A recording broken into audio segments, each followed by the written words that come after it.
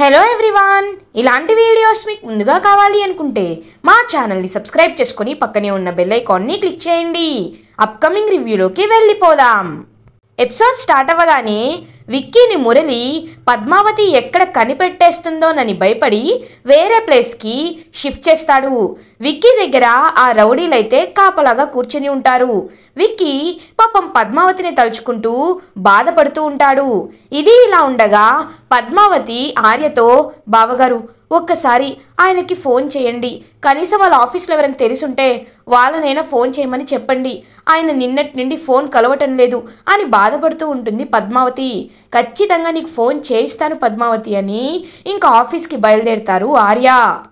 ఇది ఇలా ఉండగా విక్కీ దగ్గర ఉన్న రౌడీలకి బోర్ కొడుతూ ఉంటుంది. రేయ్ ఏంట్రా అసలు ఏంటి జీవితం, ఎంత బోర్ కొడుతుందో. నా భార్య ఏమో రాక్షసిలా నన్ను తినేస్తూనే ఉంటుంది, ఫోన్లు చేసి విసిగిస్తూనే ఉంటుంది. అసలు దీన్ని ఏం చేయాలో, ఎలా అర్థం చేసుకోవాలో నాకు అర్థం కావట్లేదురా బాబు అని ఇంకా గుండు రౌడీ అయితే చాలా విసుక్కుంటూ ఉంటాడు. అదే టైంకి విక్కీకి ఇంకా నోటికి ఉన్న కట్లని విప్పుతారనమాట. హలో, ఏం బోర్ కొడుతుంది, నువ్వేదైనా చెప్పాలంటే చెప్పు వింటాం అని అంటాడు ఆ గుండు రౌడీ. ఇంకా విక్కీ పాపం చాలా బాధగా చెప్పడం స్టార్ట్ చేస్తాడు. ఏం చెప్పాలి, నా కథ ఎంత వింతగా ఉంటుందో, అందరికీ ఎంత ఆదర్శవంతంగా ఉంటుందో నేను చెప్పలేను అని అంటాడు విక్కీ. అదేంటి, మిమ్మల్ని చూస్తుంటే చాలా పెద్ద ఉన్నవాళ్ళలా ఉన్నారు, అలాంటిది మీ జీవితాల్లో కూడా కష్టాలు ఉంటాయా? మేము చిన్న బిర్యానీ ప్యాకెట్లకి మందుకే చాలా కిడ్నాపులు చేస్తాం, చాలామందిని పైకి పంపిస్తాం, అలాంటిది మీ దగ్గర కోట్ల ఆస్తుందని మా సార్ చెప్తూ ఉంటారు, అలాంటిది మీ జీవితంలో కూడా కష్టాలు ఉంటాయా అని అడుగుతారు రౌడీ. కష్టాలనేవి ఆస్తులను అంతస్తులని బట్టి రావు, మనస్తత్వాలు ఆలోచించే విధానాల బట్టి ఉంటాయి, అలా ఉంటాయని నాకు కూడా ఈ మధ్య తెలిసింది. నువ్వు ఇందాక నీ భార్యపై అరవడం నేను విన్నాను.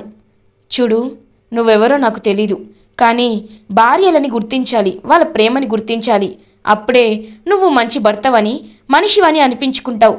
నేను కూడా నీలాగే నా భార్య నన్ను ఎంత ప్రేమగా దగ్గరికి తీసుకున్నా దూరం పెట్టేవాణ్ణి, తను ఎంత ప్రేమగా సారు సారు అన్న వెనక తిరుగుతున్నా తన్ని కోప్పడుతూ ఉండేవాణ్ణి, అపార్థం చేసుకొని పట్టించుకునేవాణ్ణి కాదు. కానీ ఇప్పుడు తనంటే ఏంటో నాకు తెలిసింది. ఈ దుర్మార్గుడి వల్లే తనని నేను అపార్థం చేసుకోవాల్సి వచ్చిందనే విషయం నేను ఆలోచించుకున్నాను, జ్ఞానోదయం చేసుకున్నాను. ఇప్పుడు తప్పుకి ప్రాయశ్చిత్తాన్ని అనుభవిస్తున్నాను. తనకి క్షమాపణ చెప్దామంటే నా భార్య నా దగ్గర లేదు, తన దగ్గరికి వెళ్దామంటే ఓపిక సహకరించటం లేదు. చిక్కుకొని నేను, నా గురించి ఏడుస్తూ నా భార్య, ఇద్దరం నరక యాతన అనుభవిస్తున్నాం. కాబట్టి ఎప్పుడు మనకి వారు దగ్గరగా ఉంటారో అప్పుడే మన మనసులో ఉన్న ప్రేమని బయట పెట్టాలి, అంతేకాని ఇలా అపార్థాలు చేసుకుంటే ఎప్పటికైనా వాళ్ళు దూరం అయిపోతారు అని బాధపడుతూ చెప్తాడు విక్కీ. విక్కీ స్టోరీ విన్న ఇద్దరు రౌడీలైతే ఒక్కసారిగా ఎమోషనల్గా ఫీల్ అవుతారు. ఇద్దరు కన్నీళ్లతో, సార్ మీరు ఎవరో మాకు తెలీదు, కానీ మీరు భార్య గురించి ఇంత బాగా చెప్పడం విని మాకు ఏడుపు వస్తుంది సార్ అని ఇద్దరు కన్నీళ్లు తుడుచుకుంటూ ఉంటారు. రేయ్, మన బాస్ ఏం చెప్పినా సరే సార్ని మాత్రం మనం మంచిగా చూసుకోవాలరా అని ఆ రౌడీలిద్దరూ కూడా విక్కీకి సపోర్ట్ చేస్తూ ఉంటారు. విక్కీ ఆ రౌడీలతో, మీరు నా కథని విన్నారు కదా, అలాంటప్పుడు నేను బయటపడడానికి నాకు హెల్ప్ చేయొచ్చు కదా, మీకు ఎంత డబ్బు కావాలంటే అంత డబ్బు నేను ఇస్తాను అని అంటాడు విక్కీ.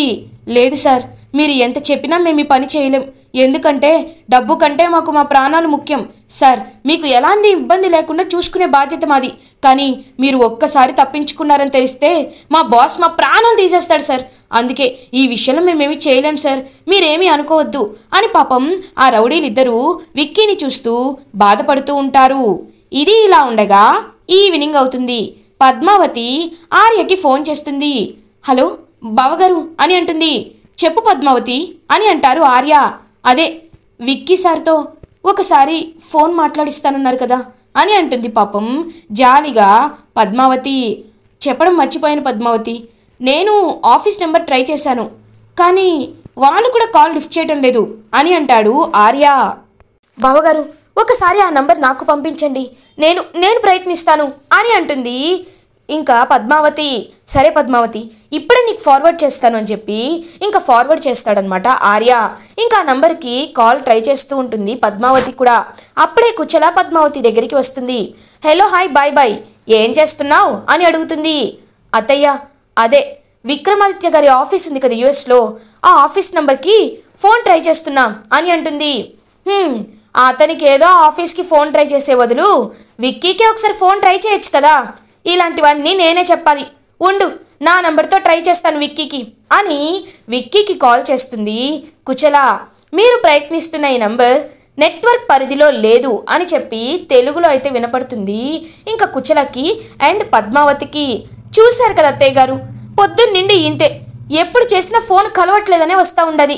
ఇప్పుడు ఏం చేయాలో అర్థం కావటం లేదు, ఆఫీస్ నంబర్లు కూడా ఎత్తటం లేదు, నాకెందుకో ఇంకా చాలా భయంగా ఉండదు అని అంటుంది పద్మావతి. వెయిట్ వెయిట్ వెయిట్, ఒక్క నిమిషం ఆగు. ఇప్పుడు అందరి ప్రకారం విక్కీ అమెరికాలో ఉన్నాడు అంతే కదా అని అంటుంది కుచల. అవునత్తయ్య గారు అని అంటుంది పద్మావతి. అయితే విక్కీ అమెరికాలో ఉన్నప్పుడు తనకి ఎలా కాల్ ట్యూన్ రావాలి? ఇంగ్లీష్లో రావాలి. తన నెట్వర్క్ నాట్ రీచబుల్ అని ఇంగ్లీష్లో రావాలి, లేకపోతే ఇంటర్నేషనల్ కాల్ కాబట్టి వేరేగా రావాలి. కానీ ఇక్కడ నెట్వర్క్ పరిధిలో లేదని తెలుగులో ఎందుకు వస్తుంది అని అడుగుతుంది కుచల. ఒక్కసారిగా పద్మావతి షాక్ అయిపోతుంది. మీరు చెప్పింది నిజమే అత్తయ్య అని అంటుంది Padmavati. Hello hi bye bye ఇలాంటివి నాకే తెలుస్తాయి, ఎందుకంటే మా శ్రీరామచంద్ర అదే నందగోపాల్ తను అమెరికాలో ఉంటాడు కాబట్టి వాడికి నేను ఎప్పుడు ఫోన్ చేసి కనుక్కుంటూ ఉంటాను. వాడికి చేసినప్పుడు ఎప్పుడు ఇలా రాలేదు, ఇప్పుడే ఇలా వస్తుందంటే నీ అనుమానమే నిజమైందని నాకు అనిపిస్తుంది అని అంటుంది పద్మావతితో కుచల. ఇంకా పద్మావతి వెంటనే కుచలని హక్ చేసుకుంటుంది. ఏ వదులు, ఈ బ్రెయిన్ పెట్టి కాస్త ఎక్కడున్నాడో విక్కీ కనుక్కోవాలి, అర్థమవుతుందా అని అంటుంది. అర్థమైంది అత్తయ్య గారు, అర్థమైంది, ఖచ్చితంగా ఆయన ఎక్కడ ఉన్నా నేను పట్టుకుని తీరుతాను అని పద్మావతి ఆలోచనలో పడుతుంది. ఇది ఇలా ఉండగా నైట్ అవుతుంది. విక్కీ మాత్రం పద్మావతి గురించే ఆలోచిస్తూ ఉంటాడు. సార్, మీరు 3 రోజుల నుండి ఏమీ తినలేదు, కనీసం ఏదైనా తినండి సార్ అని అంటారు. లేదు, నాకేమీ తినాలని లేదు అని అంటాడు విక్కీ. సార్, మీ భార్యకి ఏమంటే ఇష్టం, ఏ ఆహారం అంటే ఇష్టం, పోనీ చెప్పండి సార్, అది తీసుకువస్తాం, అదేనా తినండి సార్ అని అంటారు ఆ రౌడీలు. ఇంకా పాపం విక్కీ పద్మావతిని తలుచుకుంటూ తనకి మిరపకాయ బజ్జీలంటే ఇష్టం, తనకి కోపం వచ్చినా, ఆనందం వచ్చినా, సంతోషం వచ్చినా, బాధపడినా, ఏ ఫీలింగ్ వచ్చినా తను మొదటి చేసే పని మిరపకాయ బజ్జీలు వేసుకొని వాటిని తింటూ ఉంటుంది.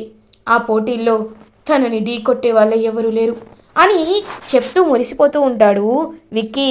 అయితే ఇంకేం సార్, ఆ మిరపకాయ బజ్జీలే తీసుకొస్తాం, తినండి సార్. రే, నువ్వు వెళ్ళి వేడి వేడి మిరపకాయ బజ్జీలు తీసుకురారా అని పంపిస్తాడు. ఇంకా అలా విక్కీ సైలెంట్గా ఉంటాడు. ఇది ఇలా ఉండగా నెక్స్ట్ డే మార్నింగ్ అవుతుంది. విక్రమాదిత్య అయితే చాలా నీరసంగా ఉంటాడనమాట. ఇంకా రౌడీ అయితే పెద్ద రౌడీ విక్రమాదిత్య దగ్గరికి వస్తాడు. రేయ్ లేవండి అని అంటాడు. విక్కీకి కళ్ళు తిరుగుతూ ఉంటాయి. ఏమైంది, 3 రోజుల నుండి తినకపోతే ఇలాగే ఉంటుంది అని మొహం పైన వాటర్ కొడతారు. నాకు షుగర్ ఉంది అని అంటాడు విక్కీ. ఇది ఇలాగే వదిలేస్తే ఇంకా సీరియస్ అవుతుంది అని అంటాడు విక్కీ. ఏంటి మీరు చెప్పేది, నిజంగా మీకు షుగర్ ఉందా అని ఇంకా పెద్ద రౌడీ అయితే పక్కకి వెళ్తాడు. పక్కకి వెళ్ళి మురళికి కాల్ చేస్తాడు. ఇంకా అలా మురళి పక్కకి వస్తాడు. హలో చెప్పరా అని అంటాడు. సార్, ఇతనికి కళ్ళు తిరుగుతున్నాయంట, అడుగుతుంటే నాకు షుగర్ ఉంది, ఇంకా ఆలస్యం చేస్తే సీరియస్ అవుతుంది అంటున్నాడు. ఇతను చెప్పి నేను నమ్మాలా లేదా అని మీకు కాల్ చేశాను అని అంటాడు ఆ పెద్ద రౌడీ. రేయ్, వాడికి నిజంగా షుగర్ ఉందిరా, వాడి ప్రాణాలు మనకిప్పుడు చాలా ముఖ్యం. చెప్పాను కదా, వాడు బంగారు బాతు లాంటి వాడని, కాబట్టి వాడిని జాగ్రత్తగా చూసుకోండి. వెంటనే వెళ్ళి నేను మీకు టాబ్లెట్స్ ప్రిస్క్రిప్షన్ పెడతాను, వాటిని తీసుకోండిరా అని అంటాడు మురళి. సరే సార్, మీరు ప్రిస్క్రిప్షన్ పెట్టండి, ఇప్పుడే నేను తీసుకుంటాను అని అక్కడి నుండి వెళ్ళిపోతాడు ఆ పెద్ద రౌడీ.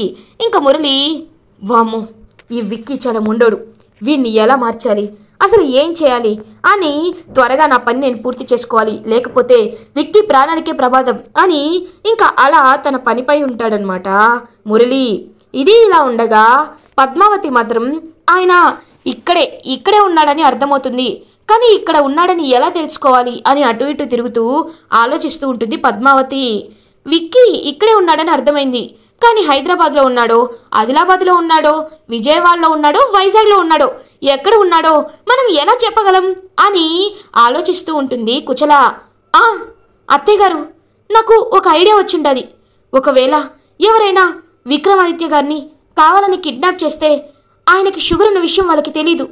ఆయన 3 రోజుల మించి షుగర్ ట్యాబ్లెట్ లేకుండా ఉండలేరు. కాబట్టి ఆయన షుగర్ ట్యాబ్లెట్ల కోసం ఖచ్చితంగా రౌడీలు ఏదో ఒక మెడికల్ షాప్కి వెళ్ళే ఉంటారు అని అంటుంది పద్మావతి. నిజమే అని అంటుంది కుచల. కాబట్టి మనం ఈ సిటీలో ఉన్న అన్ని మెడికల్ షాప్లకి వెళ్దాం. వెళ్ళి ఆయన షుగర్ ట్యాబ్లెట్లు ఎవరైనా కొన్నారా అని అడుగుదాం. అప్పుడు ఖచ్చితంగా మనకి విషయం తెలుస్తుంది అత్తయ్య అని అంటుంది పద్మావతి. ఓకే, ఇలాంటి పనులు మనం వెంటనే మొదలు పెట్టాలి, రా వెళ్దాం అని కుచల అండ్ పద్మావతి ఇద్దరు బయలుదేరతారు. కార్లో వెళ్దాం రా అని అంటుంది కుచల. అయ్యో అత్తయ్య గారు, మనం ఏమైనా ట్రిప్కి వెళ్తున్నామా కార్లో వెళ్ళడానికి? ఇలాంటి విషయాల్లో కారులో వెళ్ళకూడదు అత్తయ్య గారు, రండి చెప్తాను అని స్కూటీ, తనకి ఒక టీవీఎస్ స్కూటీ ఉంటుందన్నమాట. ఇంకా టీవీఎస్ స్కూటీని తీసుకొస్తుంది పద్మావతి. ఏయ్ ఏంటిది, ఇలాంటి దానిపైన నేను ఎలా కూర్చోవాలి అని అంటుంది కుచల. ఇంకా పద్మావతి కుచల ఇద్దరు మెడికల్ షాప్స్కి బయలుదేరుతారు. ఈ ప్రిస్క్రిప్షన్లో ట్యాబ్లెట్లు ఎవరికైనా ఈ మధ్యలో అమ్ముండారా ఈ 3 రోజుల్లో అని చెప్పి అన్ని షాప్స్ని వెతుక్కుంటూ వెళ్తుంది పాపం పద్మావతి. ఎక్కడా లేదమ్మా అని చెప్తూనే ఉంటారు. అలా ఒక మెడికల్ షాప్కి వెళ్తుంది పద్మావతి. అప్పుడే ఇంకా ఒక పెద్ద రౌడీ, ఎవరైతే విక్కీని కిడ్నాప్ చేశారో ఆ రౌడీల్లో ఒక రౌడీ వచ్చి, మేము కొన్ని ట్యాబ్లెట్లు ఆన్లైన్లో ఆర్డర్ పెట్టాం కదా, అవి ఎక్కడా అని అడుగుతాడు. ఇదిగోండి తీసుకోండి అని ఏవైతే ఇంకా షుగర్ ట్యాబ్లెట్స్, ఏవైతే విక్కీకి ఆర్డర్ పెట్టిన ట్యాబ్లెట్స్ ఉంటాయో అవే ఇంకా కనబడతాయన్నమాట పద్మావతికి. పద్మావతి అలా చూస్తూ ఉండిపోతుంది. ఇంకా ఆ రౌడీ ఆ కవర్ని తీసుకొని అక్కడి నుండి వెళ్ళిపోతారు. బాబాయ్, ఒకసారి ఈ ప్రిస్క్రిప్షన్ చూడండి, ఈ ట్యాబ్లెట్లే ఇప్పుడు అతనికి మీరు ఇచ్చారా అని అడుగుతుంది పద్మావతి. అవునమ్మా, ఇవే ట్యాబ్లెట్లు ఇచ్చాను అని చెప్తారు ఇంకా మెడికల్ షాప్ ఓనర్. అత్తయ్య, డౌటే లేదు, ఖచ్చితంగా వీడికే తెలిసి ఉండాలి విక్రమాదిత్య గారు ఎక్కడున్నారో అని అంటుంది పద్మావతి. ఇంకెందుకు లేట్, పద ఫాలో అవుదాం అని ఇంకా ఇద్దరు వాడిని ఫాలో అవుతారు. అలా విక్కీని ఎక్కడైతే దాచిపెట్టారో అదే ప్లేస్కి ఆ రౌడీ అయితే ఇంకా మెడిసిన్ కవర్స్ అవన్నీ తీసుకొని వెళ్తాడు. పద్మావతి అండ్ కుచల కూడా ఇద్దరు ఫాలో అయ్యి లోపలికి వెళ్తారు. ఇటువైపు ఇంకా రౌడీలు అయితే విక్కీని బ్రతిమలాడుతూ ఉంటారు. సార్, ఆ ట్యాబ్లెట్లు వేసుకునే ముందు కొంచెం తినాలి సార్, కొంచెం తినండి సార్ అని బ్రతిమలాడుతూ ఉంటారు. లేదు, నా పద్మావతిని చూసేంతవరకు, నా పద్మావతిని కలిసేంతవరకు నేను ఏది తినను అని పాపం మొండిగా ఉంటాడనమాట విక్కీ మాత్రం. ఇంకా పద్మావతి అలా వెళ్ళి విక్కీని చూస్తుంది. విక్కీని చూసిన పద్మావతి ఒక్కసారిగా షాక్ అయిపోతుంది. ఇంకా పద్మావతి అయితే విక్కీని చూస్తూ, అత్తయ్య గారు, విక్రమాదిత్య గారు అని విక్కీని చూపిస్తుంది. ఇంకా కుచల కూడా ఒక్కసారిగా విక్కీని చూసి షాక్ అయిపోతుంది. ఇంకా విక్కీ అలా పద్మావతి వైపు చూస్తూ ఉండిపోతాడు. అని చెప్పి అనబోయి ఆపేస్తాడు విక్కీ. ఇంకా వెంటనే పద్మావతి సారు అని వెళ్ళబోతూ ఉంటుంది. ఏయ్, ఎక్కడికి వెళ్తున్నావు? చూడు, 6 రౌడీలు ఉన్నారు. ఇప్పుడు గనక మనం వెళ్తే వాడితో కలిపి విక్కీ పక్కన మనకు కూడా కుర్చీలు వేసి కిడ్నాప్ చేస్తారు. అలా జరగకూడదు అని అంటుంది కుచల. అయితే ఇప్పుడు ఏం చేయాలా? ఐడియా అని ఒక ఐడియాని కుచలకి చెప్తుంది పద్మావతి. ఓకే అని కుచల ఇంకా అక్కడి నుండి వెళ్ళిపోతుంది. అదే టైంకి కొంతమంది రౌడీలు అయితే పక్కకు వెళ్తూ ఉంటారు. ఇంకా విక్కీ అయితే పద్మావతిని చూస్తూ పద్మావతికి సైగ చేస్తూ ఉంటాడు. నాకు దాహం వేస్తుంది, నాకు ట్యాబ్లెట్ కావాలి అని అడుగుతాడు పాపం విక్కీ. ఇంకా రౌడీ అయితే ట్యాబ్లెట్ని వేపిస్తాడనమాట విక్రమాదిత్యకి. విక్రీకి ట్యాబ్లెట్ ఇచ్చి అలా ఇంకా వెళ్ళిపోబోతూ ఉంటారు. ఇంకా వెంటనే విక్కీ అలా పద్మావతి వైపు చూస్తూ ఉంటాడు. కరెక్ట్గా పద్మావతి వచ్చి ఇంకా విక్కీ కట్లు విప్పాలనుకుంటుంది. ఏయ్, ఎవరు నువ్వు అని చెప్పి ఒక రౌడీ అరవబోతూ ఉంటాడు. ఇంకా వెంటనే ఆ రౌడీతో, తనే నా భార్య అని చెప్తాడు విక్కీ. అవునా అమ్మా, చెల్లమ్మా, మీరేనా? మీ గురించి మీ ఆయన చాలా గొప్పగా చెప్పాడు, కానీ మీరిప్పుడు ఈయన తీసుకువెళ్ళిపోతే మమ్మల్ని చంపేస్తారమ్మా అని ఇంకా గుండు రౌడీ చెప్తూ ఉంటాడు. అదే టైంకి ఆ పెద్ద రౌడీ అయితే అక్కడికి వచ్చేస్తాడు. రేయ్, ఏంట్రా కట్లు విప్పుతుంటే చూస్తున్నావేంట్రా? తన్ని పట్టుకోరా అని చెప్పి పద్మావతిని పట్టుకోమని చెప్తాడు. కరెక్ట్గా అదే టైంకి కుచల హలో హాయ్ బాయ్ బాయ్ అని చెప్పి ఇంకా పెద్ద రాడ్ తీసుకుని వచ్చి అలా గట్టిగా పెద్ద రౌడీ తలపై కొడుతుంది. ఆ పెద్ద రౌడీ ఒక్కసారిగా కళ్ళు తిరిగి పడిపోతాడు. ఇంకా ఇటువైపు పద్మావతి కూడా ఒక రాడ్ తీసుకొని అందరి రౌడీలని టపా టపా కొడుతూ ఉంటుంది. ఇంకా అలా పద్మావతి కుచల ఇద్దరు కలిసి ఆ రౌడీలందరినీ బాగా కొట్టి ఇంకా విక్కీనైతే అక్కడి నుండి బయటికి తీసుకువచ్చేస్తారు. ఇంకా విక్కీ కూడా పాపం పద్మావతితో కలిసి బయటికి పరిగెడుతూ ఉంటారు. కుచల కూడా అలా ఇంకా పరిగెత్తుకుంటూ అందరూ బయటికి వచ్చేస్తారు. ఇంకా బయటికి పరిగెట్టుకొని అందరూ వచ్చేసేసరికి రౌడీలు కూడా వెంట పడుతూ ఉంటారు. మిమ్మల్ని ఇలా కాదురా అని చెప్పి ఇంకా పద్మావతి కింద ఉన్న ఇసుకని తీసుకొని ఆ రౌడీలందరి ఫేస్ పైన కొడుతుంది. ఇంకా రౌడీలకి కళ్ళు కనిపించదు. వాళ్ళు అలా కళ్ళు కనిపించి తుడుచుకునే లోపే పద్మావతి కుచల విక్కీ ముగ్గురు ఎస్కేప్ అయిపోతారు. ఇంకా చాలా దూరం వచ్చేసాక పద్మావతి అయితే పాపం విక్కీని హక్ చేసుకుంటుంది. విక్కీ కూడా పాపం చాలా ప్రేమగా పద్మావతి వైపు చూస్తాడు. కుచల పద్మావతి అండ్ విక్కీతో విక్కీ అసలు ఏంటిది, నువ్వు కిడ్నాప్ అవ్వడం ఏంటి, ఇంతకీ నిన్ను కిడ్నాప్ చేసిన రాస్కెల్ ఎవడు, చెప్పు చెప్పు విక్కీ అని అడుగుతుంది కుచల. ఇంకా ఏం సమాధానం చెప్పకుండా అలా సైలెంట్గా ఉండిపోతాడు విక్కీ. చెప్పండి సారు అని అంటుంది పద్మావతి. నాకు కూడా తెలీదు, వాడు కేవలం ఫోన్లో మాత్రమే మాట్లాడాడు, వాడు డైరెక్ట్గా కనిపించలేదు అని అబద్ధం చెప్తాడు విక్కీ. కానీ మనసులో మాత్రం కుచల పిన్నికి ఖచ్చితంగా నిజం తెలియకూడదు, నిజం ఎప్పుడు చెప్పాలో అప్పుడు మాత్రమే చెప్పాలి అని పాపం మనసులో దాచేసుకుంటాడనమాట నిజాన్ని విక్కీ. సరు ముందు మీరు హాస్పిటల్కి వెళ్ళాలి, రండి హాస్పిటల్కి పోదాం అని హాస్పిటల్కి తీసుకువెళ్ళి ఇంకా ట్రీట్మెంట్ చేపిస్తుందనమాట పద్మావతి విక్కీకి. అలా ఇంకా విక్కీని కాపాడి సేవ్ చేసి ఇంటికి తీసుకువెళ్తుంది పద్మావతి. ఇలా ఎపిసోడ్ ఎండ్ అవుతుంది. ఫర్దర్ ఎపిసోడ్ రివ్యూస్ ముందుగా మీకు కావాలి అనుకుంటే మా ఛానల్ని సబ్స్క్రైబ్ చేసుకోండి. Thanks for watching.